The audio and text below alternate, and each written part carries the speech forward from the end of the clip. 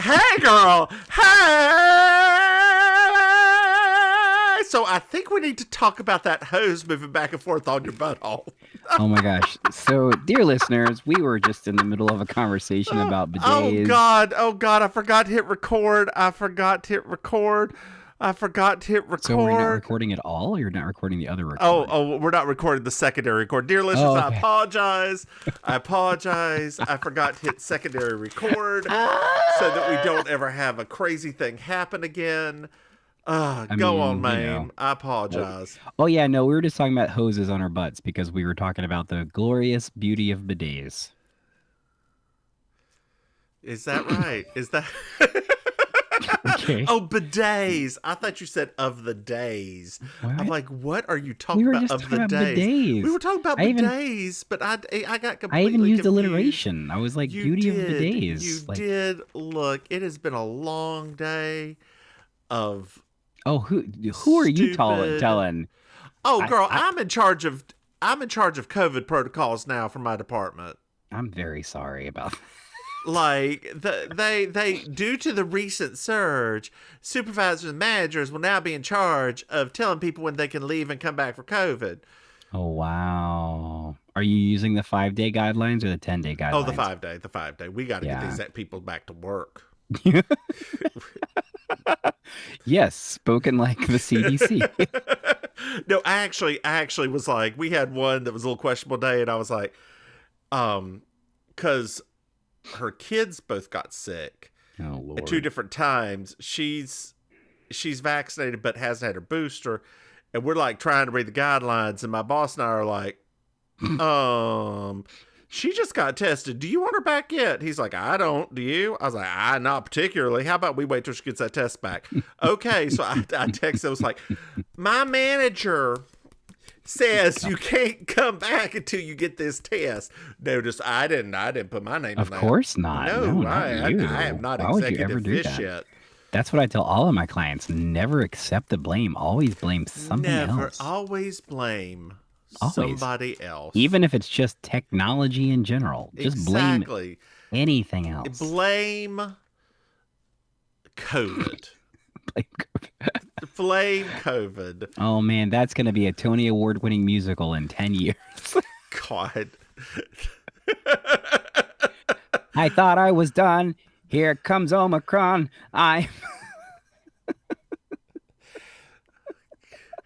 I'm glad Sorry. Sondheim passed away before that one happened. Let me just tell you.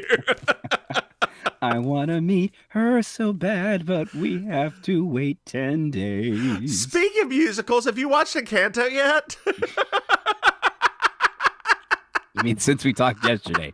No. Since we talked yesterday. Strangely enough, I haven't watched. Dear listeners, I asked Mame yesterday if she'd watched Encanto, and she was like, "No, I'm planning on watching it in about 3 months." That's not So, what I said. well, that's I what just said, translates to. I just did. I mean, remember, I have limited evening time, right? Like in the time that I'm not either doing this or making costumes and dresses and things Girl, like that. what do you do during work? I have client facing meetings all day, every day. Not I, all day. uh, I actually just ran through a process with my manager who literally was like, oh, so, so 27 out of 40 hours you're actually in front of clients. So add to it the lunch break we get and the team meetings that we have. And yes, most of my day is occupied by clients, Well, which that's cute. by the way, Uh today huh. was wild. My first client, I'm not going to get into details, but for some reason she started crying. And then by the end of the day, my other client was so stressed out. He just popped an Adderall like right there on the call. He was like, I need another Adderall. I was like, what? What do you do?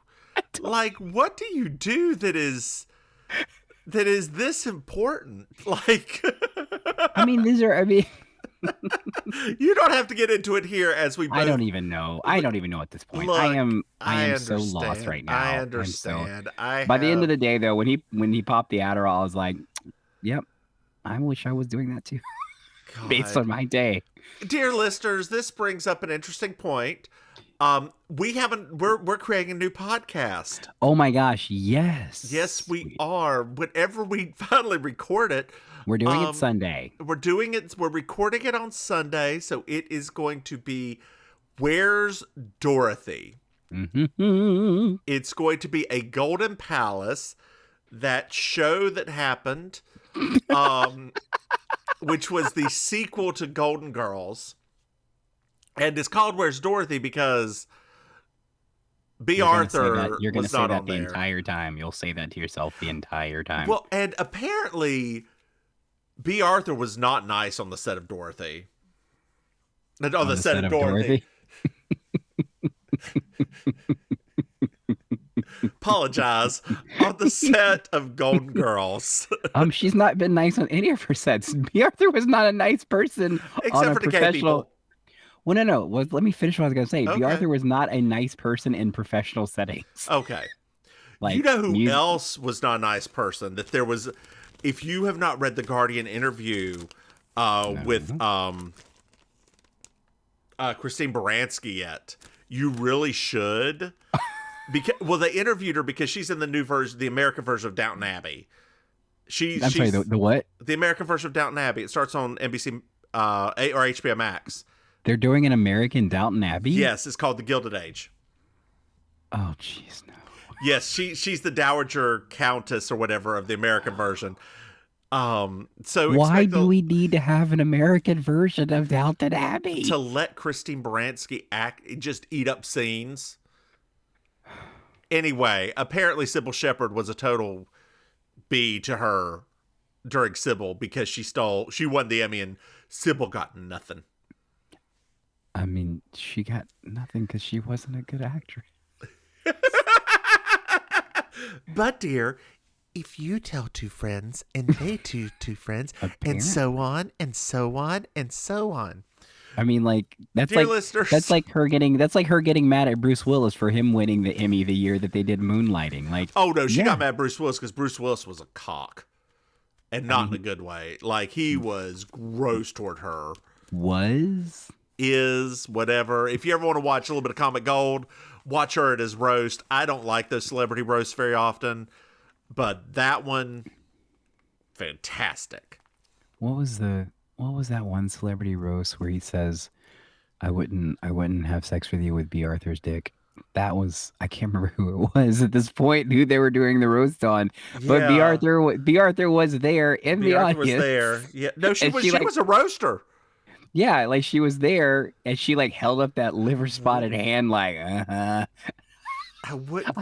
remember that, but I can't remember who it was about. It burned that little clip of video burned itself on my brain for the rest of my life. And it was that obnoxious Italian guy too, wasn't it? Jeffrey, yeah, that Jeffrey guy. Yeah. I don't remember that guy's last name. That's like all he does though is roast. I mean, that's just like it's weird that Comedy Central has made an entire group of people that are known for that. Might I refer you to MTV's Real World Road Rules Challenge, where they made an entire series out of that. I mean, but here's what's really funny about that, right? What's funny? It's still going on? Yeah. I know.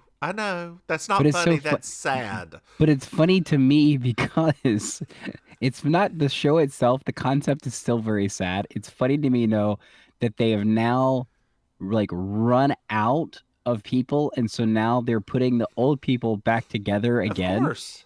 And it's weird because I started watching the last one and I was like, wait, that person was on Real World like 20 years ago. Like, why are they back?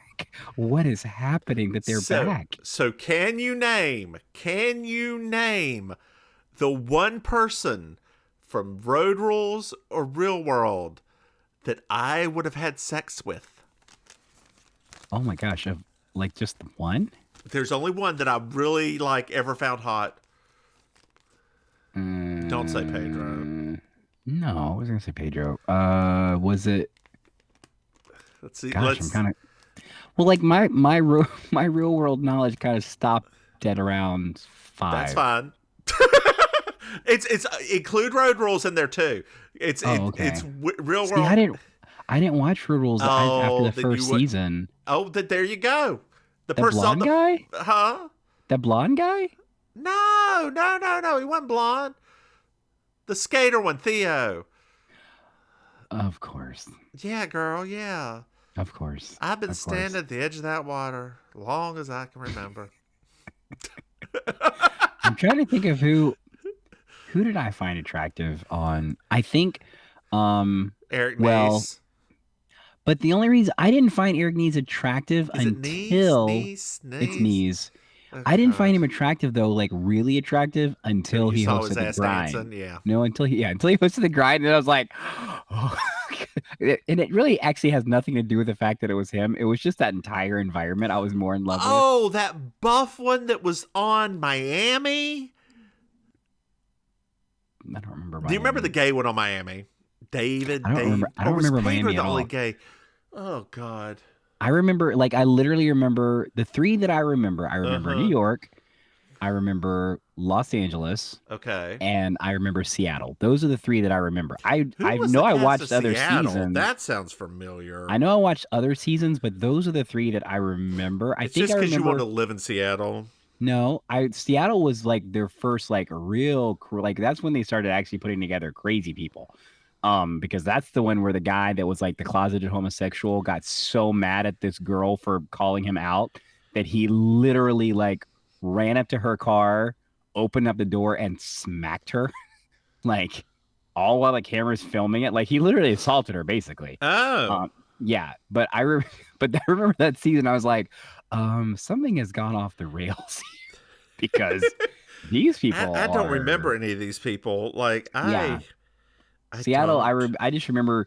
I didn't know because I remember at the time that was the first time that I questioned if I really wanted to live in Seattle because I was like, is it the city that's making them act like this? Because, but then I think for me, I used to love Real World so much, but I think where it lost me was when they started giving them like jobs. Yeah. Because to me, I was like, nobody wants to. What is Well, this? the thing is, MTV's like, I ain't paying for this. We're tired of paying for this, and we need things happening. And now we're doing the reunion seasons. Have you watched either one of them yet? Of course I haven't. Why would I put myself through that? I want to. I want to, but I feel almost like some part of me is going to die a little bit. Because Speaking of some part of you dying a little bit, we have a Patreon. We do. That's true. We do have a Patreon. If you go to patreon.com/you slay me, I had to think for a minute which podcast we're doing right now. Dear listeners, that still hasn't we have changed. 87,000 podcasts. We only live to podcast now. We don't have day jobs, which is a lie. We have so many day jobs. Night jobs, day jobs, blow jobs, head jobs. So I was talking with a couple of my friends. Yes, this is the tea, girl. This is the tea. And they said, and dear listeners, I apologize if you don't like blunt conversations about sex. Go Why forward. are you listening to our podcast? That's probably right. I mean, it is a podcast about murder, she wrote, but sometimes it's about sex too. Usually not in the first 13 minutes, but here we are. No, so I was talking to one of my friends, uh-huh. and it was he and his boyfriend, and they were like, "Oh, I don't really like hand jobs." Like, we were having a conversation about different sexy things, and Okay. I don't really like hand jobs. Why? And the other one was like, I don't really like blow jobs. And then my husband and I just kind of looked at him like, how are y'all compatible? Because you gotta.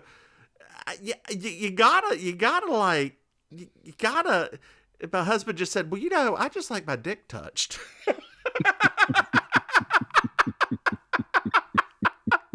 It all just kind of feels good. I can totally see him saying that with his straight face. Oh, that deadpan delivery. Yeah. Yeah, God. Dear listeners, I'm tired again. I'm going to be tired every single one of these episodes. I mean, it is a weeknight, and we are old. Let me get a sip of water, and then let's get in this episode. How's that sound to you, girl? I love it. Sipping that water, drinking the water down. H2O in my hole. This is season 1, episode 8. You left me there to do it, so you know it's gonna get weird. Season 1, episode 8. Hit, Run, and Homicide. Boom, boom, boom. So this time, what'd you say? Of this episode. It's such a mess. Speaking of this, before we get into this episode, is your mom is Mama Maim ready for the next snow that's gonna happen on Friday? I have to check with her because she didn't even know about this last snow until I reached out to her. In the Triangle area, we're expected to get up to 8 inches, somewhere between 5 and 8 inches, which is a grinder 9 inches. Yes. A grinder 9 inches is never 8 inches. That's very true. But Statesville's expected to get 2.5 inches, which is a grinder 8 inches. Yeah. I love. It's always so funny when like the snow bypasses the place closer to the mountains when it's on its way to you. I'm always weather's so weird sometimes. It is. But we're like it'll be here for a day, and then Sunday it's supposed to be up above 40, so it's all just gonna go. Of course. Turn gross real fast. So we're in Cabot Cove. Speaking of gross things, this episode. I didn't think it was gross. A little poorly written. It's not as gross as that episode of oh Lord, let's not. Baking sugar. Women. Yeah. I was baking sugar was in my brain. I was like, no, get out. The show is designing women. Baking sugar's our pod. I think one of the funniest parts of this entire episode that it was so good that they included in a little like clip at the beginning is when the guy's like, I must be some kind of schizoid. I don't watch those. I don't normally watch them, but when I rewatched it, don't lie to me. You eat television with a little plastic spoon. I don't always watch those. Not even a plastic spoon. One of those little wooden ones that came in like the elementary school ice cream that we made little skateboards out of. I skip over those normally, but this particular time, I was watching the last episode and I just didn't like go to the next episode. Speaking of that, elementary school, I've got a question for you. A very important question. Sure. Dear listeners, the next sentence I'm going to say has a triggering word in it. Okay. When was the first time you were called fag? That was 4th grade in Fourth? Oh wow, that's early. Yeah, Mrs. Halp's class. Ooh. Yep. Oh, anybody I know? I had to because I was in the class. Oh, sure. Yeah. Oh, sure. Message me their name, and I'll tell you. It's actually not going to be that complicated because the first person to ever call me that, their teacher was a former teacher of mine. And their teacher. Yeah, the mother? person who called me. Yeah, their mother. Yeah. The mother was also a teacher at the school because our teacher, Mrs. Hall, went and spoke to her about that. So, which didn't technically make my life any better. It actually made it a bit worse. But, yeah. Oh. So you could say that I probably needed a good coping mechanism after that.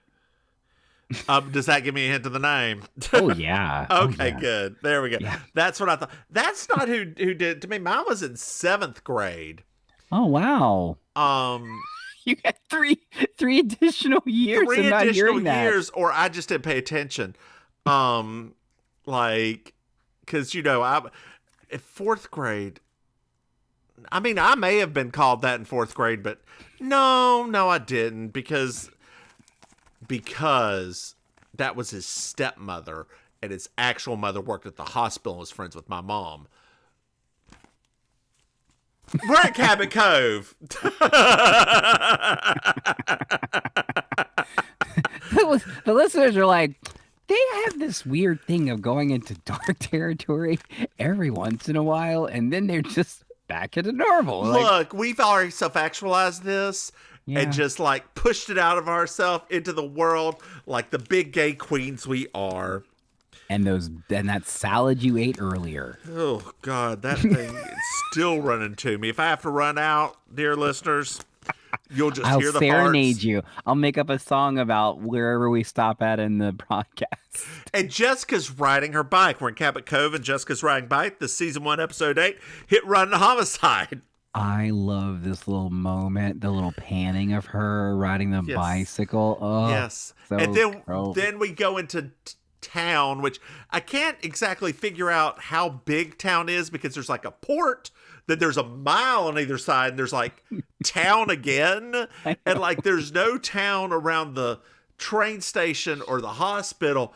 There's just these gap, and then there's the port that's town, and like I don't understand this, but apparently Maine is a very special place. Like sometimes the town looks just like a port, and then sometimes the town looks like a traditional American downtown, but you don't actually see the downtown anywhere near the port part. So you're like, well, we find out it's a mile away.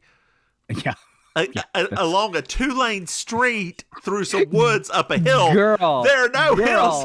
We'll get to that in a minute. when he said 2 miles, I was like, oh, okay. And then they go to that next scene. I'm like, wait a minute. There's a mountain. Why is there a mountain at the shore? Anyway.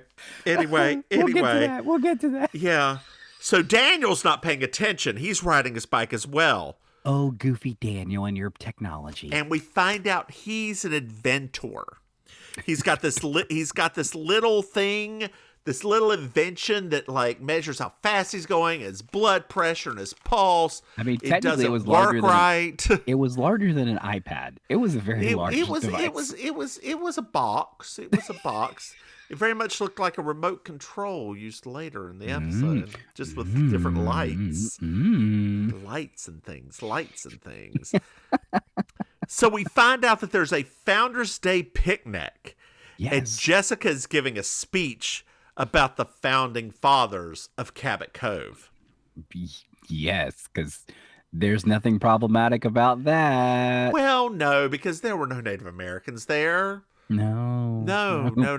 They were never that far north. What are you talking about? No, they were already killed by the Vikings. What?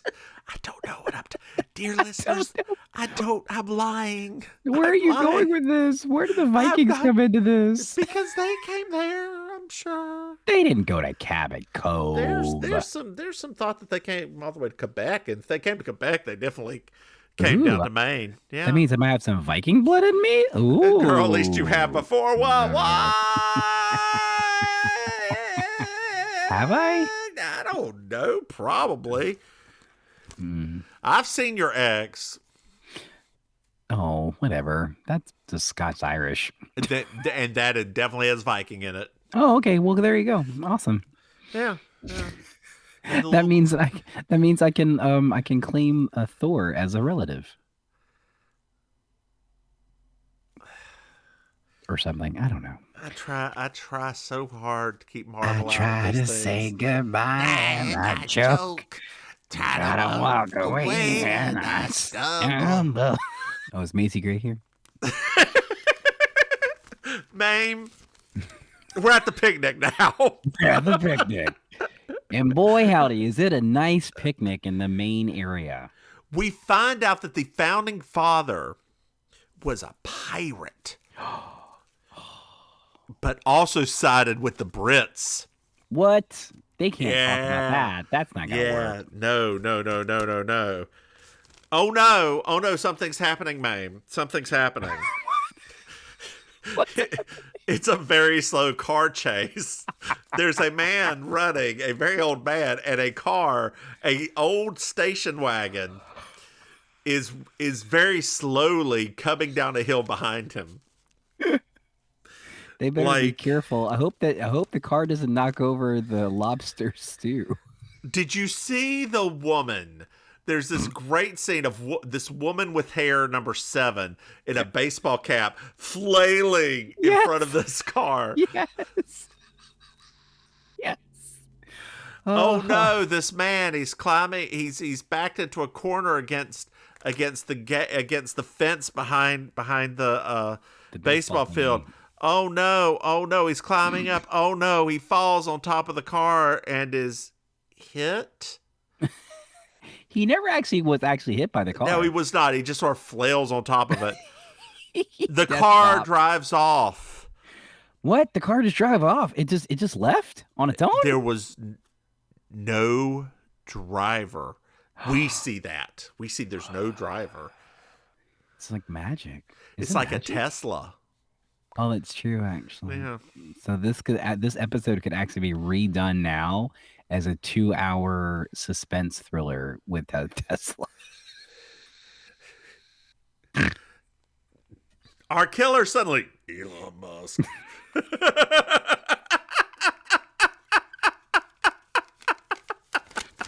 I can't wait for the day that he actually does sound like that. It's gonna be amazing. It's gonna be amazing. God, remember when he dated Grimes? Yes. Okay, yes. good. And they had a baby. Did they? Yes. They had a babbity? You should go look up that child's name. It will be interesting. I'm your good. reaction. I'm good. I'm good. Hey, Google. Okay, Google. Is it going to respond? There we go. What is Grimes' baby's name? Piece of shit's not even responding to me.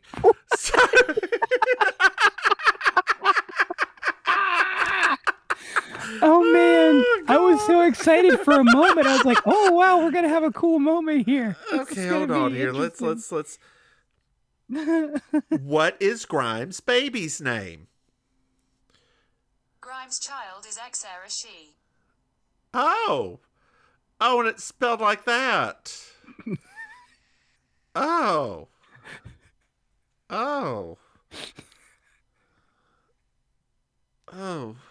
But dear listener, my left eye's twitching now.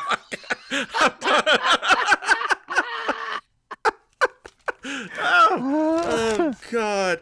So Amos the sheriff shows up. Amos, yay! Tom Bosley. I love Tom Bosley in every episode. And Ethan's like, well, that car didn't have no driver, Sheriff. I don't know why. Ethan, you must be crazy. So now Were you drinking? Were you drinking, Ethan? Did you have that whole six-pack? That whole six-pack? God, I need a six-pack. So now we're at the hospital. Yeah. Oh, man. And we find out the guy was there to see David O'Brien, who we met earlier. He's the inventor. Oh, okay. Okay. And the man's name is Mr. Woodley. That's a probable name. Yep. I mean, I wrote down Mr. Whitley at first. I must have been thinking about different world. It's a different world. Ooh, the way you come from. Focus. Here's a chance to make it.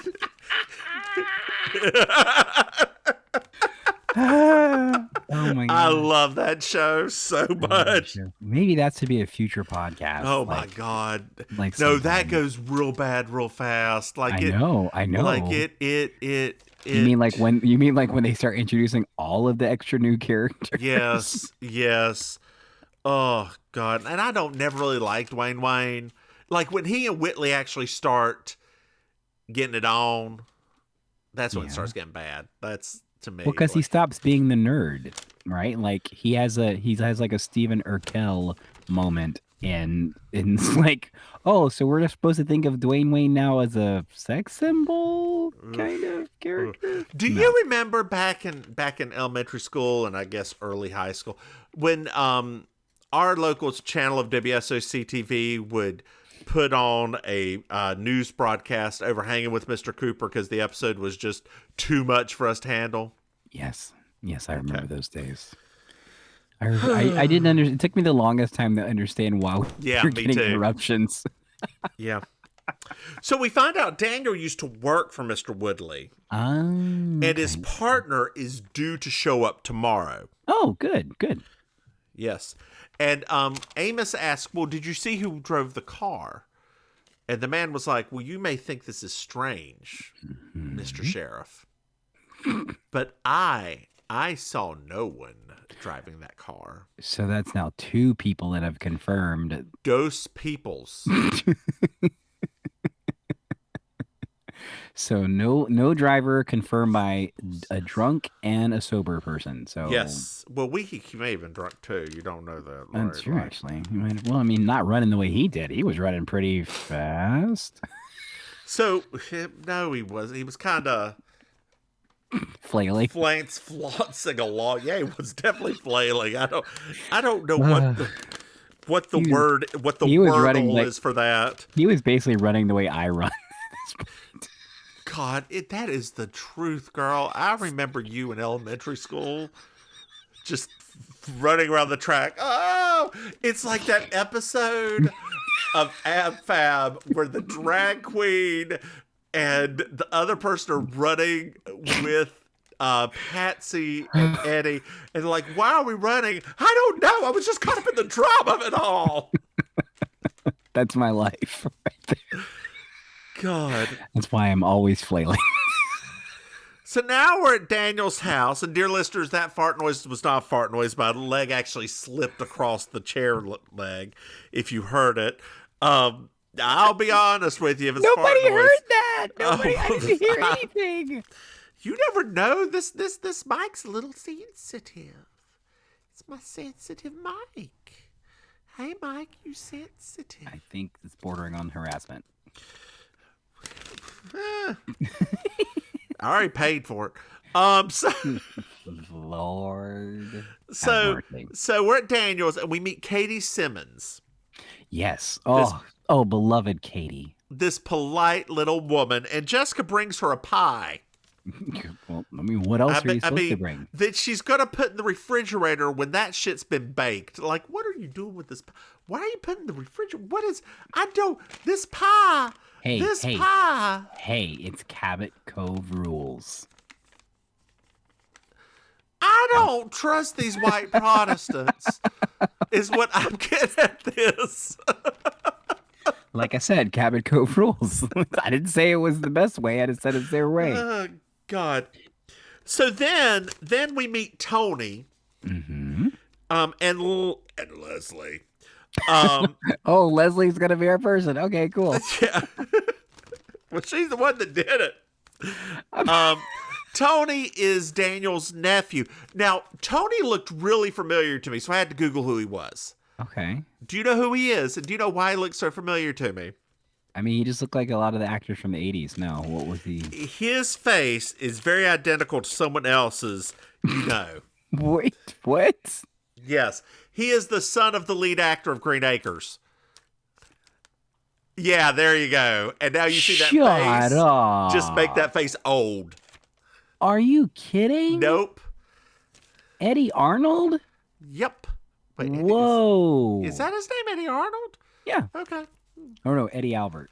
Eddie Albert, that's it. I know Eddie something. It's Eddie's, whatever. Yeah, it's something. Whatever. Oh, that's anyway, crazy. So that's why I couldn't place. I was like, pause this episode. Who is this person? And I was like, oh, it's not him that's familiar. It's his dad who he looks exactly like. Trying to get out of his dad's shadow, I guess. Yeah. Well, we find out. Leslie.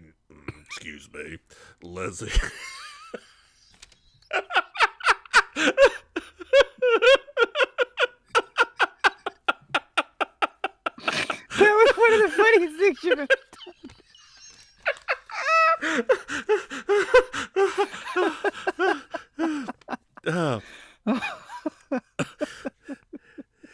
Breathe in. Leslie needs to go to Portland. She's a saleswoman. God. Whew. Jesus Christ.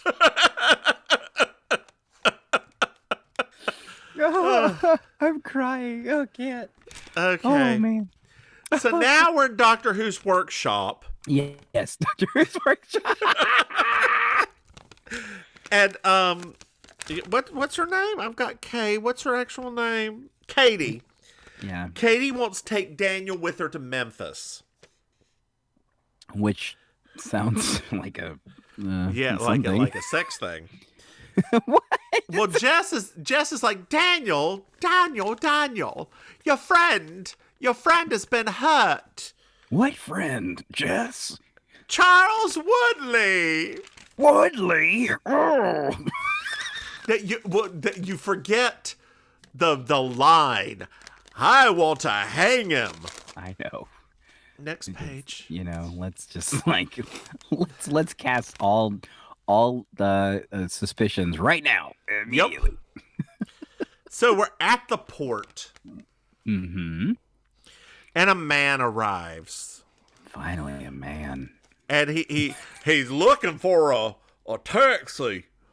God, his southern accent is just... I was obsessed. I was like, who is this gentleman? Where did they find him? Because everything that's happening right now is a problem. And Ethan's like, well, you know, if you're looking for a taxi, it's 2 miles that way at the train station. 2 miles. Well, I'm trying to go to the hospital. Oh, well, that's good for you. That's 1 mile that way. Yep. Like, who designed this city? Like what it's not like the port of Boston where it's like this huge thing. This is like a rinky-dink fishing port. What It is. What's apparently I mean, oh, especially when they cut to the next scene. Oh boy. So this man starts walking up this curvy hilled path. Not starts. We cut to the man walking. We cut to him walking up this curvy hilled path. Because apparently a 15-minute 1 mile walk is a very daunting prospect. Yes.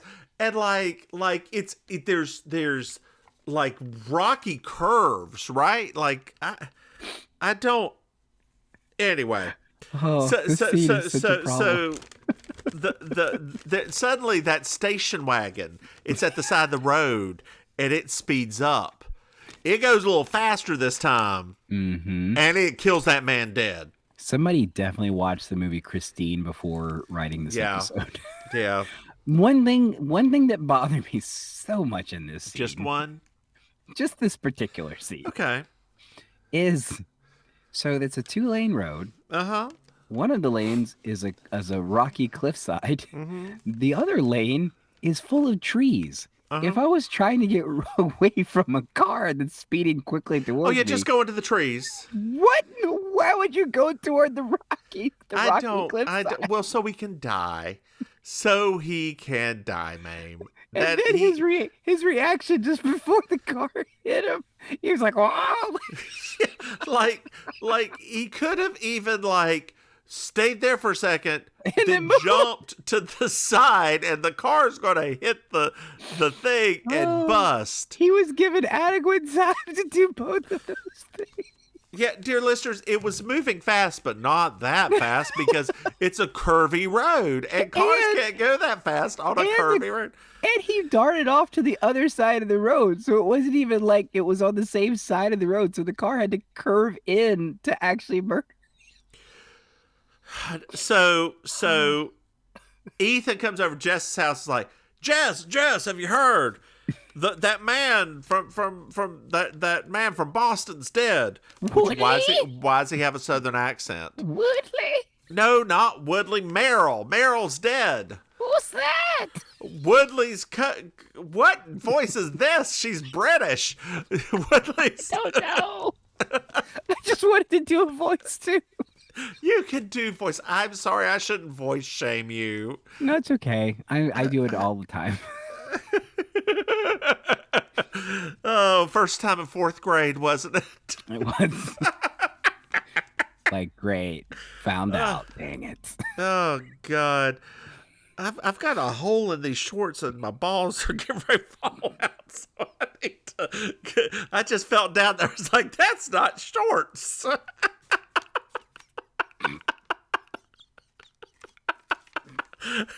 Anyway, where are we at here? The more we talk, the more I understand that review that said we sounded like we were drunk. Well, that wasn't even for this podcast, though. I know. I'm just saying, like, the more I think about it, sometimes I'm like, oh, wait, it does sound like that. So we find out that the station wagon was heading north on a country road because Ethan was talking to Amos. Yeah. And Ethan's like, Amos needs your help, Jess.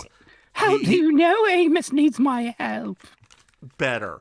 He constantly clears his throat. Is what? What? Yes, he's constantly clearing his throat. I'm not going to keep going. Woman, you play checkers with that man. I know. Checkers, people. Checkers. Well. So Jessica corners Amos. And she's like, well, you need to ask Woodley about Daniel and ask about remote control cars. Mm-hmm. And Amos like, come on, Jess, you come on with me and we'll start talking to some people. Well, now we're at Daniel's. Oh, Daniel. I thought they go to the hospital. Or no. We're still talking. We find out that Daniel designed a remote control car. Yeah. And Amos is like, I'm not going to stop till I find that car. Which, that's a pretty reasonable thing for a police officer to say. Yeah. Now we pan to a random cookout that Amos is having.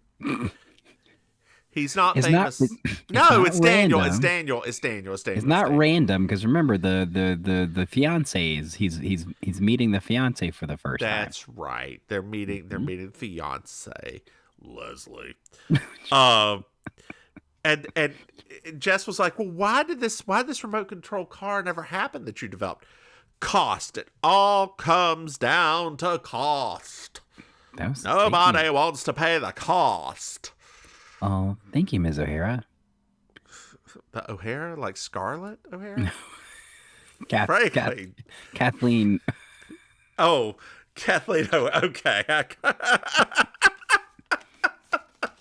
Don't you mean Catherine O'Hara? I don't know. I'm tired. Okay, well. And Daniel is adamant that he did not call Woodley. Yes, which is starting to make Daniel seem a little bit crazy. Just a little bit. A little scotch nutso. Schizoid even. Schizoid. That word. I feel like that's an offensive phrase, but I don't even think it's a real phrase. I think it's just a phrase, like it's his way of saying schizophrenic, but like at the same time, that's not even what we're talking about right now. I've got a question. Back in the 80s and 90s, did you avoid the Noid? Oh, the Noid was in my mouth a lot. Explains so much. Domino's was crap back then. It was, but it's good now. Domino's is my one of choice. No, I love Domino's too. Actually, Domino's actually. Do you remember? Summertime Pizza? That one you used to take home and bake. No. Oh, do you remember? Where was that? It was in the Kmart shopping center complex. The old one or the new one? No, the old one. Oh, the new one. The new one. The one by the mall. Yeah. Okay. I was like, oh wait, there was an old Kmart. Yeah. There was one in West. Yeah. Way out in the boonies. Yeah. Yeah. So no, it was actually like one of the first places where like they make the pizza, you take it home and you bake it. It was actually pretty good. Girl, here we're talking about the old and the new Kmart. And ain't neither one of them exist. I worked at Kmart for a summer. I remember. Man. Those are some of the best naps I ever had in my life. Girl, you remember I used to work at the Dollar Tree. I remember. It was the best job I ever had. If I could make the money I make now, working at a Dollar Tree, Lord knows. Lord knows. You're the reason it's $1.25 now. I never stole nothing except for a Shasta. Not a Shasta, girl. Then I would come in with my 33 cents that next day and pay for it. Lord, you can tell we're hospital kids talking about Shasta. Girl, it was good. Enough. Oh, God. So Jessica calls the operator. Yes. and he legally gets the phone numbers Yes. that were called from Daniel's number in the past week. Yeah, so this is Jessica committing more crimes because Yes, and this what she one's does. federal. Yep. She goes back and starts talking to Katie, and she's like, "These are the numbers. These are the numbers that were called." And Katie's like, "Well, the first one is Tony's number, bank in Boston." Mm-hmm. Oh, the second one What about the is second one? Woodley's private office line. What? Yep. Oh no! Oh yeah. So he's been lying about calling him this whole time? Why would he lie? I don't know. Well, you find out that Woodley tried to keep Daniel's designs, Oh. and Daniel won the lawsuit. Like, it was a lawsuit that made him broke. It broketed him down. You're not broken it. We also find out that Katie loves him. Hearts, Yes. hearts. Like or like they do in Korea with the little old cross. school Blanche Devereaux love. No, it's not just the. Lust. It's not lust. So it's more love. it's like a Rosen Island kind of love. It probably. You can watch our new podcast. There you go. I was trying to give a little shoehorn there. Yeah, it didn't work very well. So Daniel comes running over and shows off his new invention. It's an ultrasonic thing to get aphids off the roses, Yes. and it tracks a whole bunch of barking dogs that aren't barking. We're not supposed to be looking at it that closely. It's not even that closely. It's a gang of dogs. They just come and sniff around the bush. They are not barking. They're not barking. But man, they wanted whatever was around that bush. I think it was probably, what do you think, like meat? You think they did meat or peanut butter? Probably peanut butter. Peanut butter, yeah. Peanut butter. Oh, that RuPaul will get me. Yep. Like, there goes our show. I guess we'll be paying a few $1,000s each. And it was nice knowing you all, audience. RuPaul is a dictator, and he has officially closed our podcast. Oh, goodness. So we are still at Daniel's, Mm-hmm. and it's later on in the evening, and we find out that Amos can't find the car, that Ethan and Tony were out searching everywhere for this car. Yep. He thinks it was taken away on a moving van. Makes sense. And Jess was like, "Hey, did you randomly look in this field by the Gentry farm that only I know about?" Well, no. I wish you had told us about that before. There's so many ways to enter, on foot. Did you know about this? I pass by it all the time on my bike. I didn't know, Jessica. I don't really ride my bike out there that much, so I wasn't as familiar. Oh, well, you should start. It's very good for your health. Actually, no, it's because she jogs out there. That's right. It's because she jogs out there. She jogs in that beautiful velour suit. Jesus Christ. What is this place? What is this place? It's heaven. It's called heaven. Are people not afraid of, like, because there's so many rocks and hills and shit, are they not afraid of falling and dying?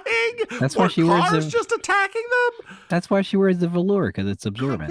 I guess it's probably to get the little ship from Cocoon to save her. Is that what happens? No, let's not invoke Cocoon in this. You know, I've never seen that movie. What? I know. Your mom never made you watch that movie? Oh, Like, ever? You never had to sit and watch Cocoon? 'Cause, no. man, and back in the day, it was on HBO so much. So Jessica's talking to Amos, and he's like, "I'm not going to go look. Do you mind if I do?" Of course, go and look.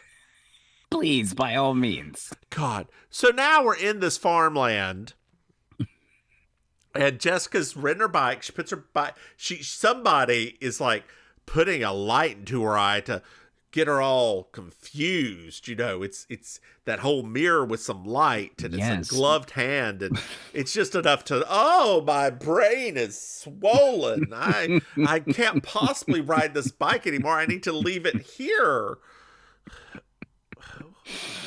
Oh man. God. Yeah, that part bothered me a lot because what about the part that's coming up where she finds the car? Oh man. And gets into the damn car. I love this. I love that they turn this into a humorous part. Like I just think, what? Well, hold on. There's a van that appears.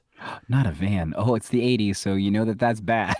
Yeah. It was probably off of some hoods. Designing women throwback. Ugh. But Jess gets into the car like an idiot. She's investigating it. She's trying to figure out what's going on. And then somebody in you see in the van, somebody locks the door, starts the car, and then goes on the slowest chase ever. I fast forwarded on my second thing just to see how long the stupid thing took. It took 3 minutes to get from where they were up top. And it is funny, like she's passing people. Ethan sees her and gets behind her and chase them down. And she's like waving. And then she's like, oh, bother, I can't do anything. Oh, bother, you could still press the brakes. I mean, we could have, it was a nice little tour of Cabot Cove, though. Wasn't it? I mean, like, anyway. we kind of got to see it. You know what's funny, though? So, I don't know about you. We actually had talked about this a few podcasts before, maybe either on or off microphone. But that van with that little control panel gave me Midnight Madness vibes. Oh, yeah, it did. Yeah, it did. Yeah, it did. When they put the marshmallows inside of the control panel. Oh, sorry, the audience. So 3 minutes later, Jess is at the edge of the cove, like at the cape. She's about to die. The car stops. The van driver turns off the remote, and the van drives away. Yeah. It really could have just killed her. Yeah, it could have. Like it. But wait. What? We're back at the station. Why? And Amos finds plans for a remote control device that has Daniel's name all over it in the trunk. But that can't be. Daniel is like friends with Jessica, and he almost killed her. Yeah, I don't know. So I was just thinking, why would he leave his plans in the what? It's an obvious setup. Like there's nothing more set up than this. It's very clearly a setup. Yeah, especially since these are probably Xerox copies for back in the day, and so they're like faded. Like so we're at Daniel's. Mm-hmm. And he's looking for the plans. And Daniel's like, oh, here they are. Oh, no. They match the plans that Amos has. Yes. So he has to take Daniel in. It's a travesty of justice. It's a travesty of justice. Then there's a side. And Tony, we find out that Tony told Leslie about the farm because she wasn't there that night. Oh, that's right. She was still in Portland. So, Amos takes him in. Oh, no. They can't put Daniel in jail. Yeah, they can. So, Leslie then shows up later on that evening. What does she want? Oh, she's just like, oh, what's going on? And then later on this evening, we find out that Leslie has opinions. Finally? It's only been 3/4 of an episode. Hasn't Daniel been acting weird? Shouldn't we get him examined, his head examined, because he's been acting so weird? Oh my goodness, shouldn't we just do that so we can take his money? Wait, did she say to take the money part? No, she didn't. I'm just throwing that in there for... It sounded realistic. I need a sip of water for that. H2O in your HOLE. My Courtney Love does not need any water, thank you. So I would like to interject something. I read the Spin magazine. I looked at their top 100 like influential Sweet songs Lord. of the 90s. I've heard more people talking after I shared that stupid list. Girl, I just want to say I can understand, you know, actually, no, I can't. Sarah McLachlan and, Criminal. Fiona Apple. Two of the most influential albums, Surfacing and Criminal, or whatever title, were two of the most influential albums of the 90s, right? They were loved by critics. Both of them. They weren't schlocky. I mean, they were schlocky. In retrospect, they're a little schlocky. Well, Surfacing is. But they were loved by critics, right? Uh-huh. And then you've got Sleater Kinney making that list. Ugh.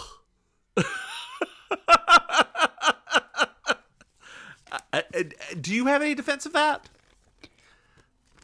I'm actually a Sleater Kinney fan. But are you saying it is more influential in the world of music than Tidal or Surfacing? Surfacing created Lilith Fair. Just put it that way. Like, without Surfacing, there is no Lilith Fair. There is no Lilith Rock that exists past that. I'm not disagreeing with you. I'm just saying it's literally like just the list.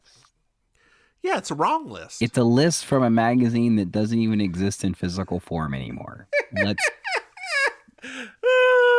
Let's be very clear here. If your magazine was at one time physical and is now digital only, do we have that much respect for it? Yeah, just have you watched Encanto yet? So there's that. Have you seen Coco at least? Yeah, I saw Coco. Okay. What about that other one? The one that came before Coco that's better. Which one came before Coco? The Del Toro one. Oh God. There was a Del Toro animated movie? Not a Del Toro. No, was it? Hold on here. Book of Love, Book of Life. Oh, I don't know what that is. Book of Life. The Book of Life, 2014 film. Yeah, I don't know what that is. Director. Oh, sorry. Gutierrez is the director. I think that Del Toro just paid money for it. It's got you really don't know this one? You can't see that at all, can you? Yeah, I can see it. It's got Selma Hayek and that looks uncomfortably like the other movie. Yeah, like the plot's pretty much the same, and Coco stole it. What? Yeah.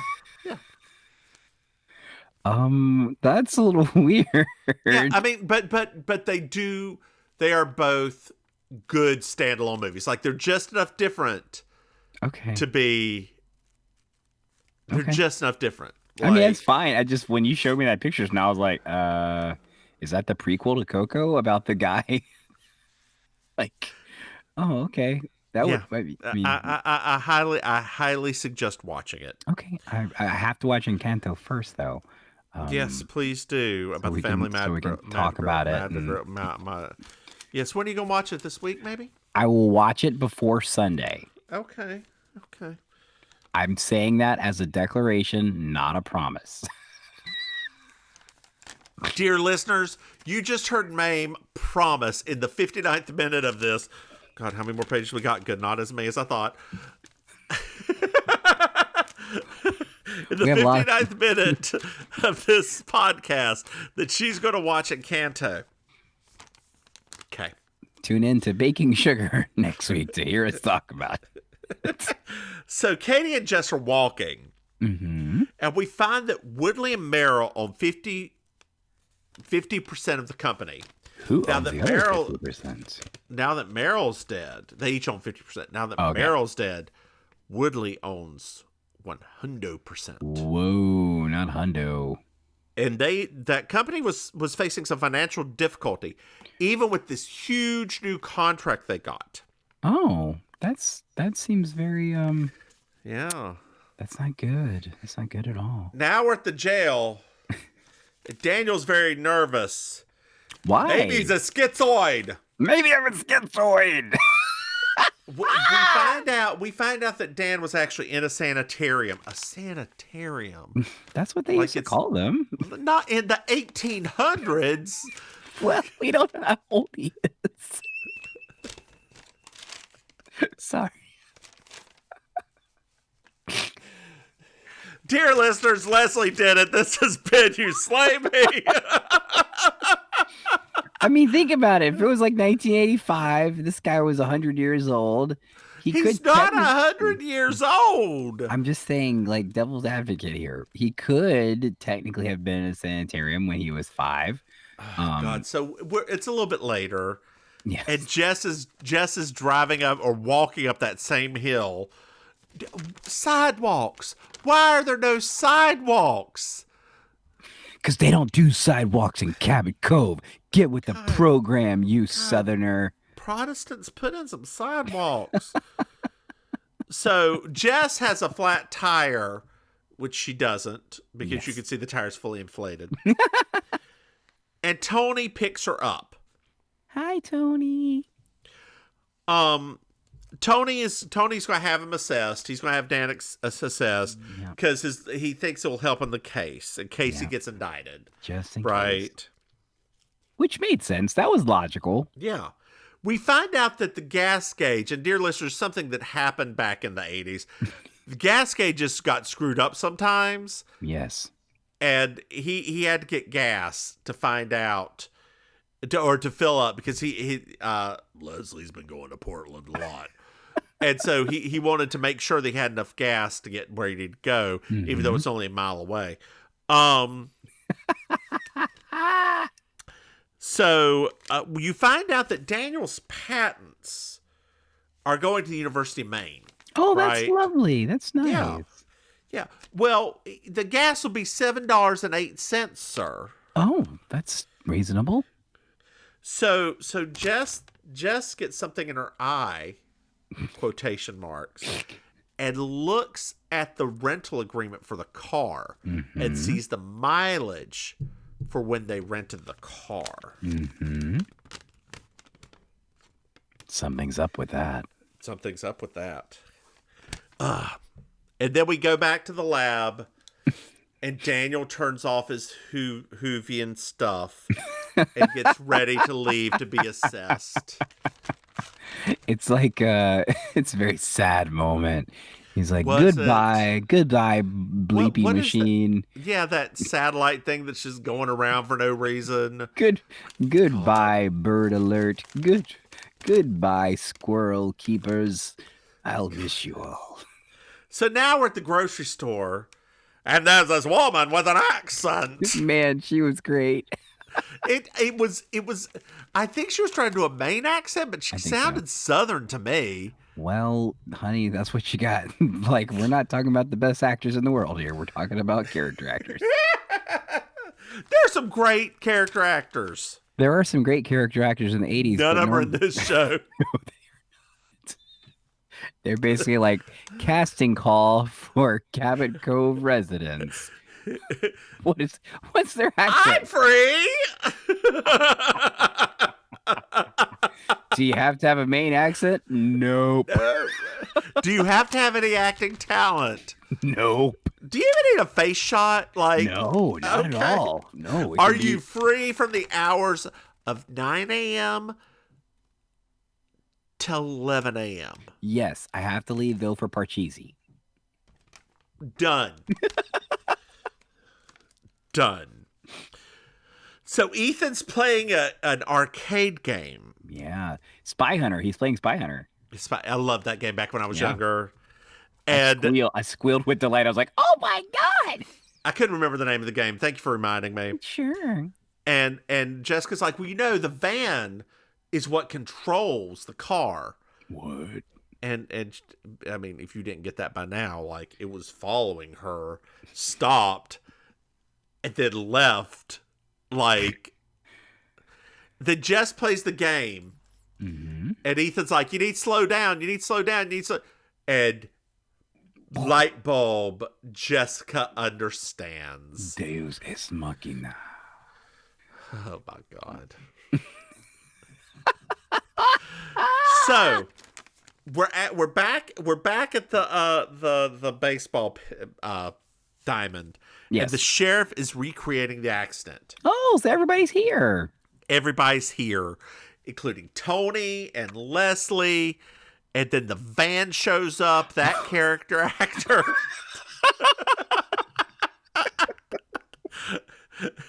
Mr. Woodley's there.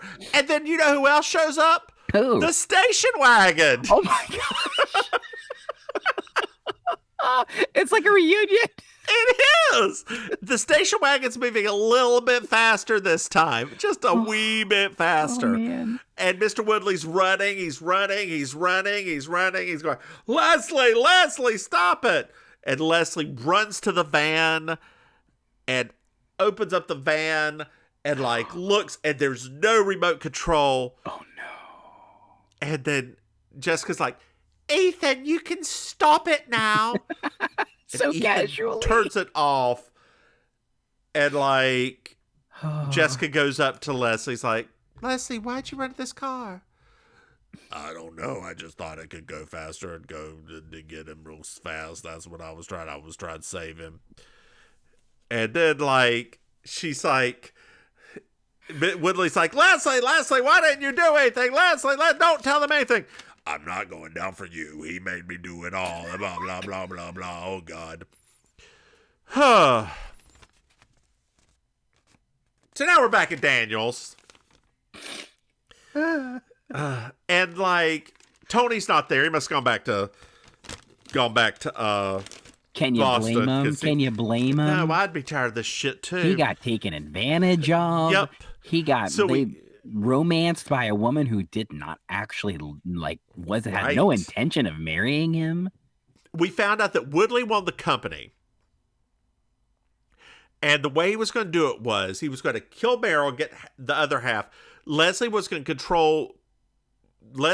have Daniel committed so that Tony would control the estate. Yep. She would get control of the patents by marriage, and they could use the patents for the security screen. Woo! This thing that doesn't work, apparently. So does that mean that Leslie was probably going to kill Tony? No. Oh. Because my guess is that without a straight heir, those patents would have gone to the University of Maine. But no, after marrying him. Maybe. I don't know. Maybe. I mean, because that seems like almost like a loose end, right? Because Tony can always say no. Girl, it's a Murder, She Wrote episode. There's lots of loose ends sometimes. Sorry. We're tripping over the loose ends. Sorry. Yes. Sorry. Well, Daniel, in the last part of the scene, Daniel says he doesn't want to leave Cabot Cove, but he invites Katie to stay with him. Bow chicka bow wow, geriatric love. I'm gonna put some polydent on that dick. Make my teeth stick with my polydent love. Yeah. Do do do do do. Do do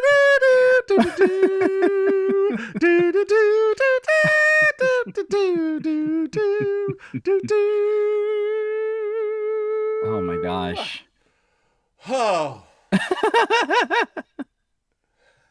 We did it, Maim. We did. We did it. That was my Kamala impersonation. That's too accurate, actually. Unfortunately. Oh, God. Yeah, so who do you think that... I don't think Jess wanted to have sex with anybody in this episode, do you? There was no sexual tension for Jessica because we were too focused on the other geriatric love. That's exactly right. Yeah.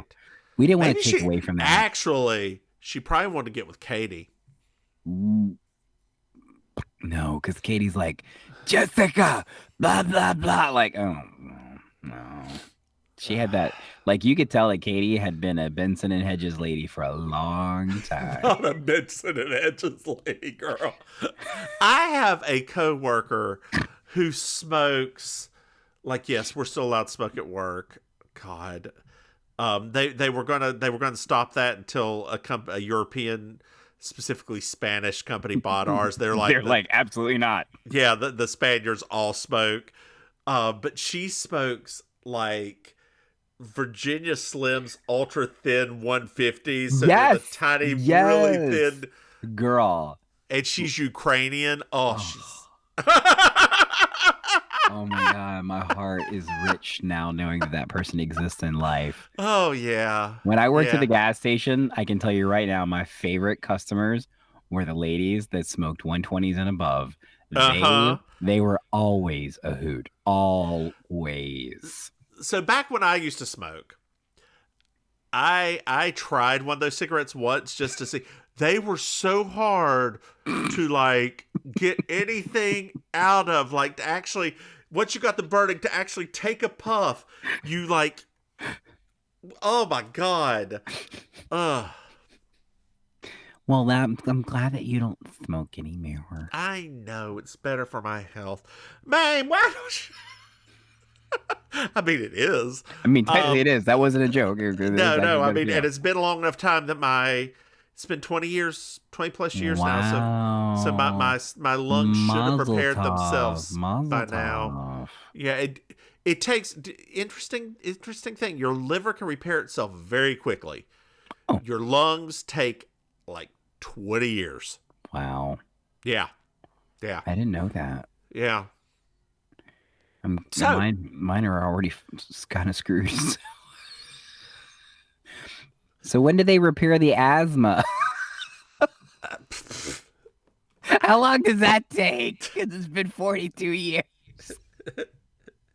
Just saying. I'll wait for another 40 or so. Anyway, which is about the time that we'll be done with You Slay Me, our Murder, She Wrote podcast. True, actually. Our 80th anniversary, it'll be time. Why don't you tell these people who you are and where they can find you? Okay, sure. Yeah. So thanks for listening to the podcast. I'm Auntie Maim, your favorite relation. If you want to follow me on social media, you can follow me on Instagram and Facebook at auntie.maim. That's MAIM, like murderous intentions. You can follow me on Twitter at Maim Ministry. And also, if you are on vacation in South Florida, you can meet me in real life. Every Thursday night, I host amazing colossal karaoke in Miami Beach at a little bar called Kill Your Idol. And every other week, I do improv comedy at Villain Theater in Miami. What about you, Mims? I'm the Divine Miss Mims, and I am spent. You can find me on Twitter at the Divine Miss Mims. You can find this podcast on Twitter at You Slay Me Pod. We have a Patreon. You Slay Me. We've also got a PayPal link in our information for this podcast. Maim and I are coming up with some new and more interesting things as well. Like, I've been toying around with the idea of a live show at some point this year, early next year, whenever COVID is back down to levels in Florida where I feel safe to go there.